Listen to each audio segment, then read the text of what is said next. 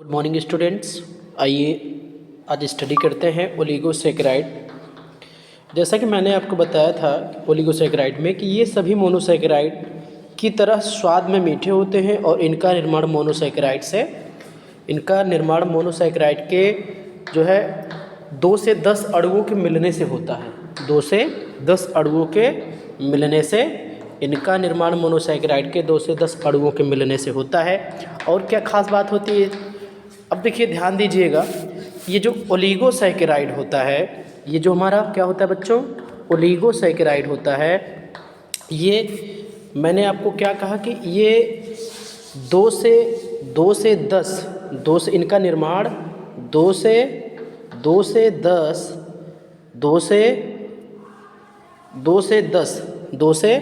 10 अणुओं के, इनका निर्माण 2 से 10 अणुओं के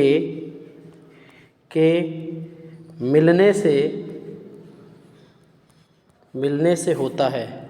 ठीक है, होता है। और एक चीज़ खास बात है कि इनमें जो हमारा क्या होता है, ओलिगोसैकेराइड होता है, ये ओलिगोसैकेराइड इसको 2 भागों में बांटा गया। इसको ओलिगोसैकेराइड्स को 2 भाग में बांटा गया है।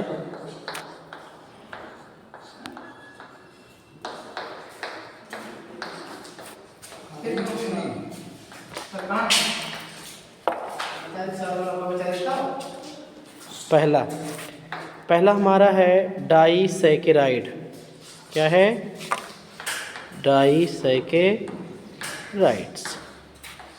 और दूसरा हमारा है ट्राइसैकेराइड्स। तो ओलिगोसैकेराइड को 2 भाग में बांटा गया है। सबसे पहला हमारा क्या है? डाइसैकेराइड। तो आइए हम बात करते हैं डाइसैकेराइड्स की। क्या होते हैं डाइसैकेराइड?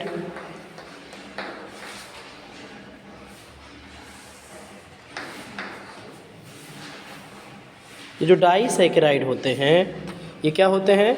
इस प्रकार के कार्बोहाइड्रेट का निर्माण मोनोसैकेराइड के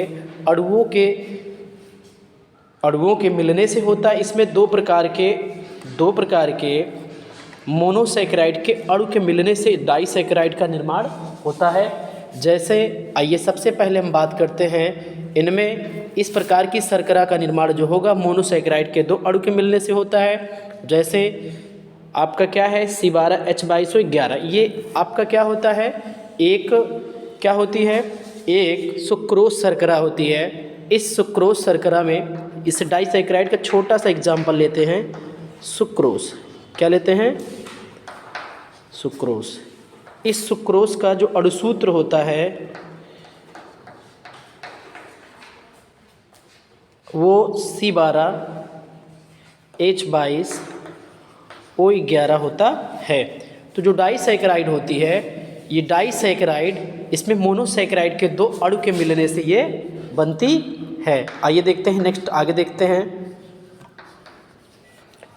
अगला जैसे छोटा सा डाइसैकेराइड का लेते हैं, छोटा सा एग्जाम्पल लेते हैं, सुक्रोज। क्या लेते हैं? सुक्रोज। क्या है हमारा? सुक्रोज लेते हैं। सुक्रोज की यदि हम बात करें, अभी मैंने इसका अणुसूत्र आपको बताया C12H22O11। तो सुक्रोज, इसे क्या कहा जाता है? इसे पादप शर्करा भी कहा जाता है। सुक्रोज या पादप शर्करा, ये सुक्रोज या पादप शर्करा होती है। अब अगर हम बात करें, ये पादप में ही पाई जाती है। इसके निर्माण के लिए ग्लूकोज तथा फ्रक्टोज एक अणु, ग्लूकोज और फ्रक्टोज के एक अणु क्या करते हैं? भाग लेते हैं, और इनसे एक निर्मित होती है एक शर्करा, जिसको ईख शर्करा या सुक्रोज शर्करा या गन्ने की शर्करा कहा जाता है। तो आइए इसका हम स्ट्रक्चर पहले देखते हैं। मैंने क्या कहा, सुक्रोज की संरचना के बारे में देखते हैं पहले। सुक्रोज की संरचना, आगे देखिए, सुक्रोज की संरचना के लिए हम एक अणु ग्लूकोज का लेंगे और एक अणु क्या लेंगे, फ्रक्टोज का लेंगे। उनसे एक शर्करा बनाएंगे जिसका नाम क्या है, सुक्रोज। जैसे ये हमारा क्या है, जैसे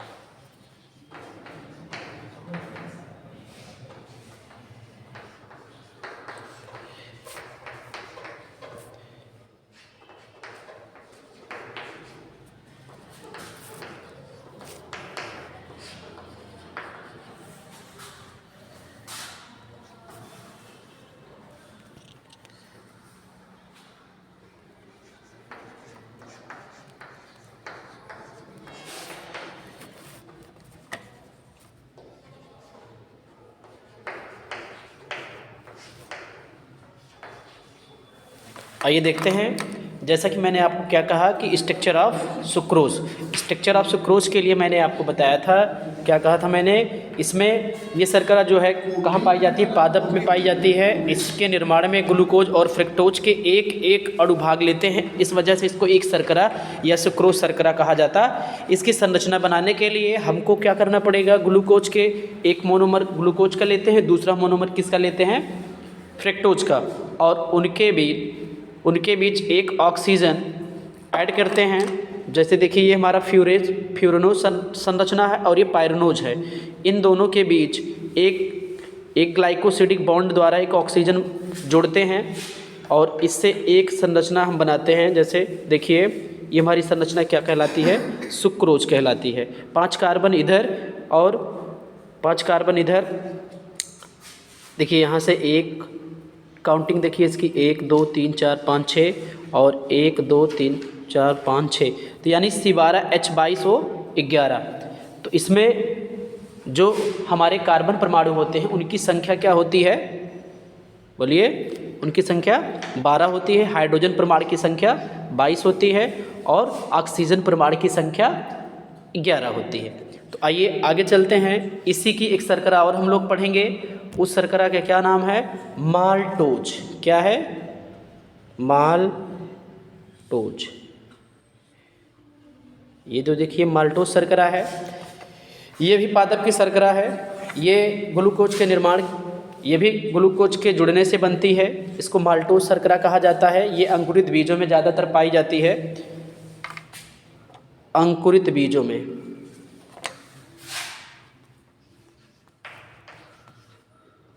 अंकुरित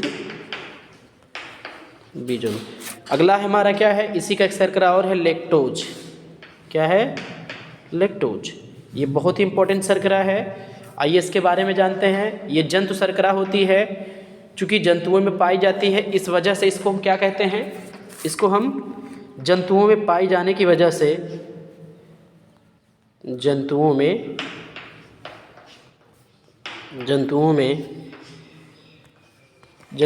पाई जाती है, जंतुओं में पाई जाती है, इसलिए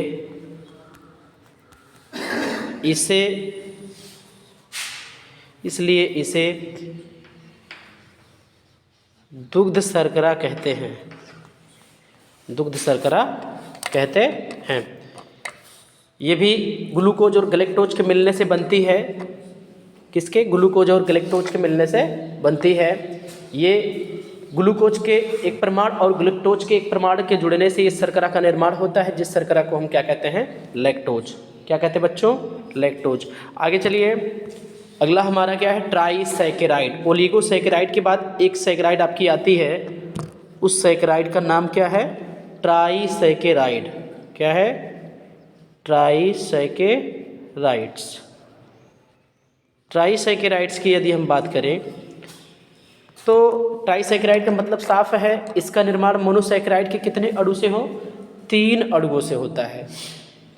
जिसका निर्माण मोनोसैकेराइड के अणु के 3 अणुओं से होता है उसे ट्राईसैकेराइड कहते हैं। जिसका निर्माण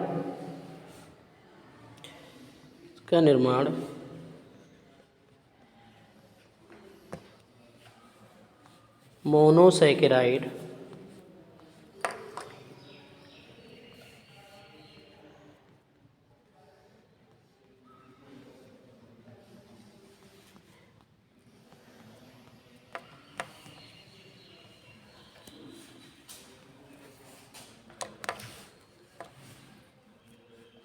तीन अणु के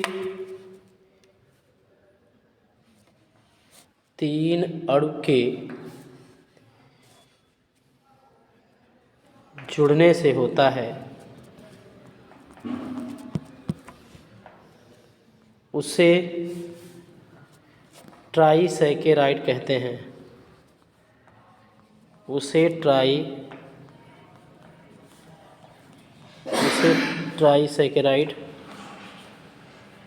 ट्राईसैकेराइड कहते हैं। जैसे रैफनोज।